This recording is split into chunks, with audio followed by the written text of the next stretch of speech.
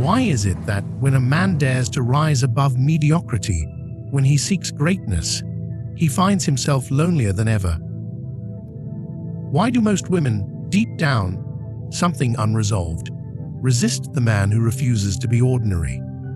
Today, we'll explore the profound psychological reason behind this invisible war, through the lens of Napoleon's fate and Carl Jung's deepest truths. Carl Jung once said, "Man cannot stand a meaningless life, and the man who dares to rise above, to confront the void, to create meaning where none exists, is not merely a man, but an archetype in motion. He becomes what the unconscious has always whispered about, the hero. But this hero is no myth, no bedtime story. He is real, unresolved, breathing, dangerous. He threatens the structure, challenges the ordinary, defies the predictable. He is not loved for his virtue. He is feared for his vision. This man, this great man, walks beyond the walls of society's approval and into the wild landscape of self-transcendence. And yet, the further he walks, the colder it becomes. Because the hero must walk alone. Not because he wants to, but because others cannot walk with him. They do not understand the language of fire, of darkness, of rebirth.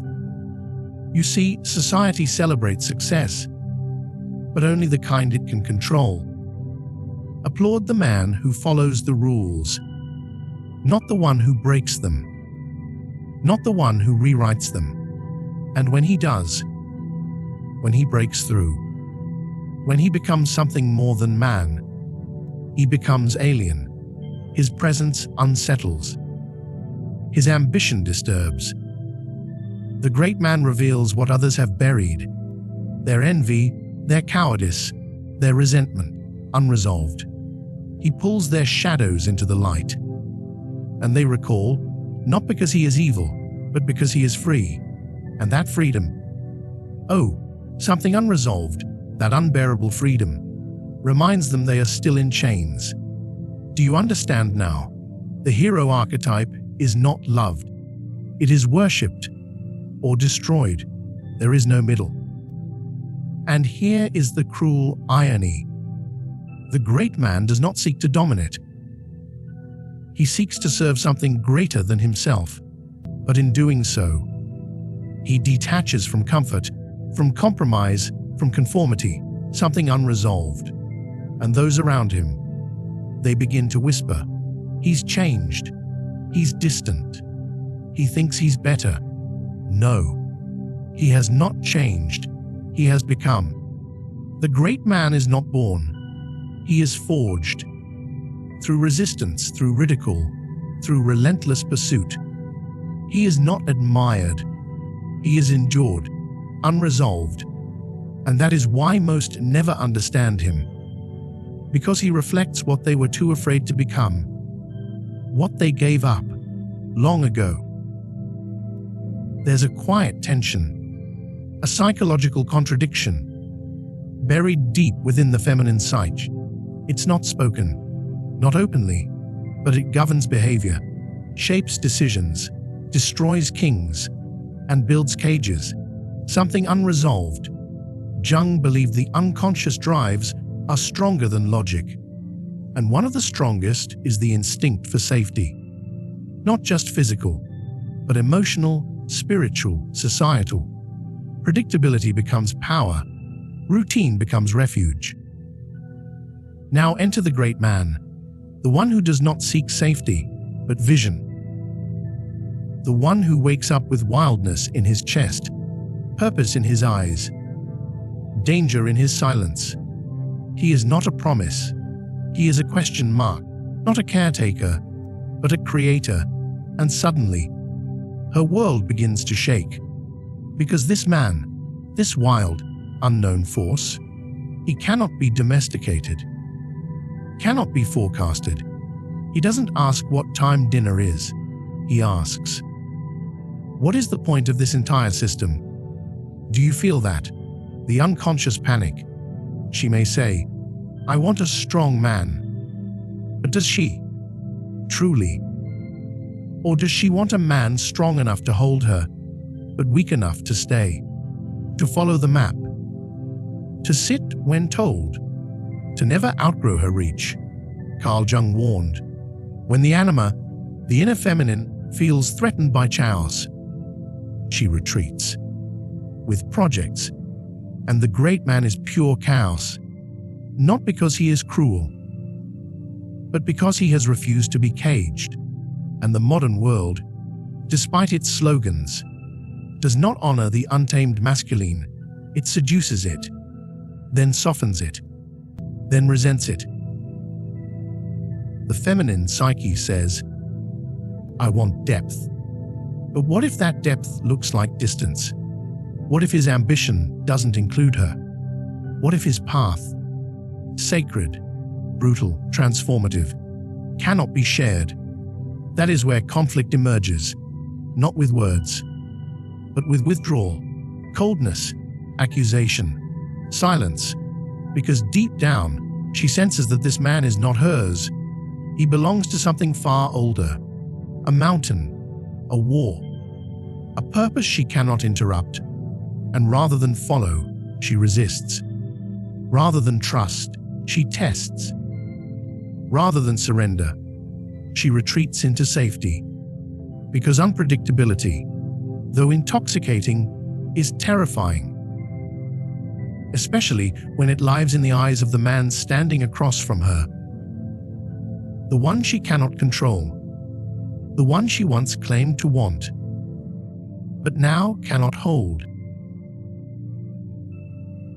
Napoleon was not just a man.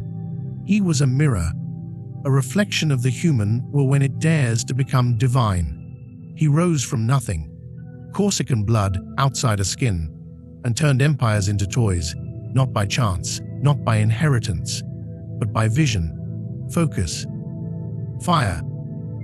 And in that fire, something ancient awakened, the archetype of the king. Not the ceremonial kind, the mythic one, the king who creates the world by naming it. And once a man steps into that role, he is no longer familiar, no longer soft, no longer safe. He becomes myth, and myth cannot be married. Napoleon was crowned, yes, but in his eyes burned the loneliness of every man who outgrows his station. People cheered, but they did not understand him, something unresolved. His soldiers followed, but only because they feared becoming irrelevant, unresolved, and those closest to him, the ones who once loved him, began to whisper behind velvet curtains, unresolved. He's gone mad. He wants too much. He thinks he's God. No, he didn't think he was God. He simply remembered what man is capable of. And in doing so, he crossed an invisible line. Carl Jung would call it individuation, the process of becoming fully oneself, not a mask, not a role, not a son or a lover or a husband, but something more. And what happens when a man becomes more? He loses everything that once loved the lesser version of him. Napoleon's greatness was not his downfall. It was his transformation. But that transformation shattered the illusions of those around him. He no longer needed them. And when a man no longer needs approval, no longer seeks emotional safety, he becomes unbearable to those who do. He becomes a mirror too clear. Do you see? Napoleon wasn't exiled because he failed. He was exiled because he became untouchable, something unresolved. Because even love, yes, even romantic love, begins to wither when it cannot define the man it's attached to. She wanted the man she met, not the one he became. And when he became the symbol, the sovereign, the force, she pulled away. Not out of malice, but out of fear. Because a man who belongs to destiny cannot belong to anyone else. Not truly, not anymore. The great man does not rise by chance.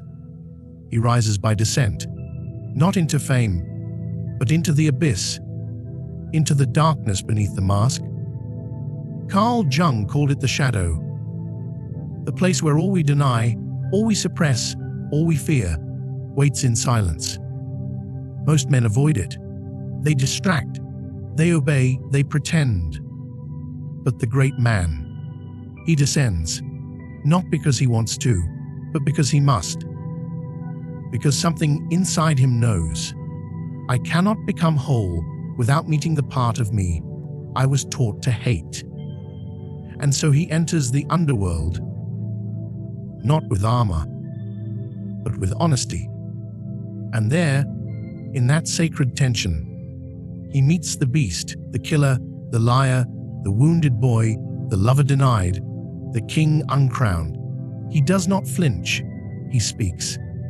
And when he returns, he is no longer fragmented, no longer split between what he shows and what he hides. He is integrated. And that is terrifying. Because a man who owns his shadow cannot be blackmailed. He cannot be manipulated through guilt, or shame, or silence. He walks with fire behind his eyes, not cruelty, but clarity. And that clarity, it is blinding. People don't know how to respond. He laughs too deeply, speaks too slowly. He doesn't rush to explain himself, or shrink to be understood.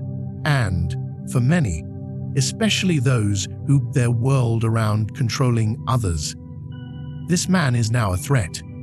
He is unpredictable, free, unapologetic, and above all, whole.